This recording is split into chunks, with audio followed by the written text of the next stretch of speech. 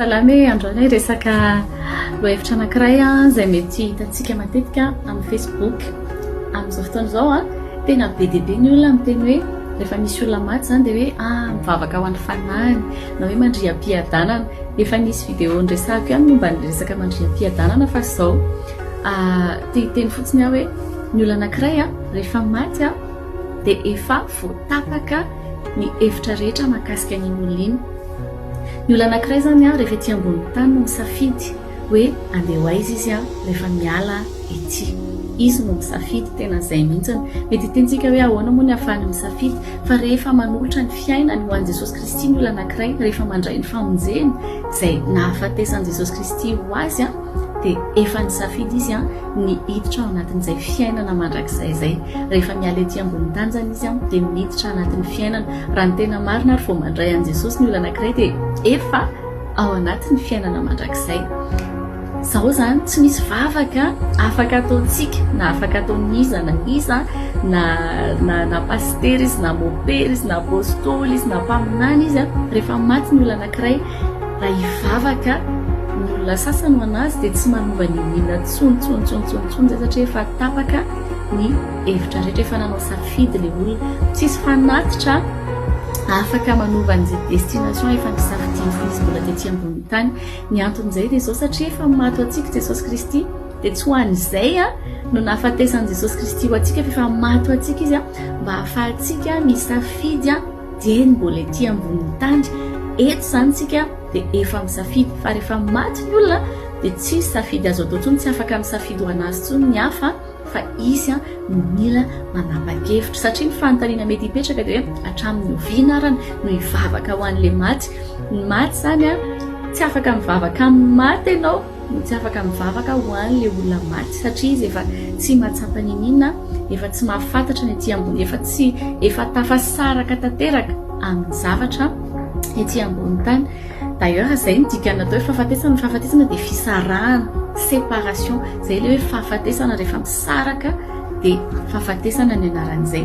Misy teny ao amin'ny Ecclésiaste fitoriteny toko faha-sivy efa nresahantsika teto amin'ny pejy natao amin'ny YouTube ty fa lafy ny hafa indray nitsika hitondrana anazy androany. Fitoriteny toko faha-sivy andiny faha-efatra hatramin'ny andiny faha-enina.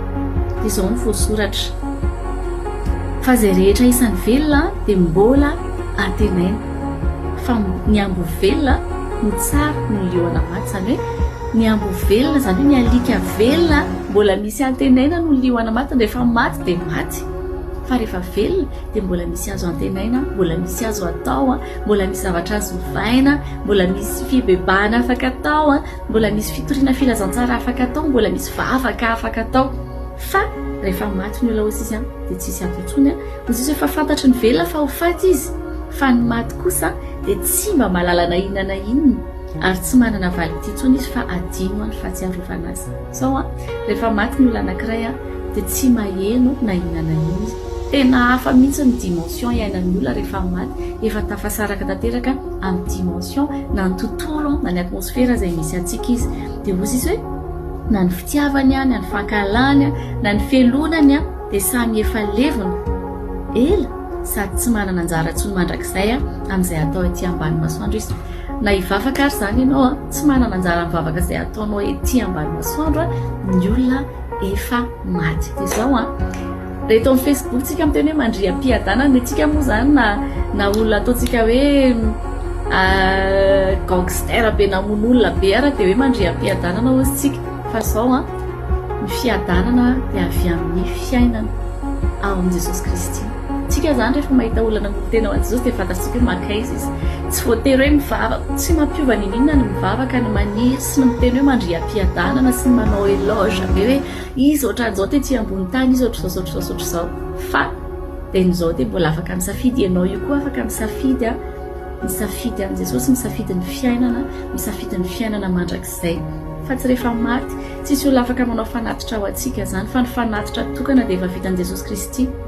Jesosy Kristy dia mbola mivavaka ao antsika eo ankavanan'Andriamanitra ray, fa tsika mbola velona no misitraka ny vavaka ataon'i Jesosy ho antsika. Izay fa samita iny tompo te ametraka kely an'izay fotsiny satria maro tsika no diso lany data lany message fotsiny miteny zavatra disotsika miteny zavatra tsy araka ny fahamarinana fa zao ny marina manafaka anao tsy hoandefa rehefa fantatrao zay dia afaka manova fomba famindry ianao ary afaka matakatra zavatra vaovao ianao ary afaka manova ny fiainanao ihany koa zay fa samita in'Andriamanitra dia amanaraka indray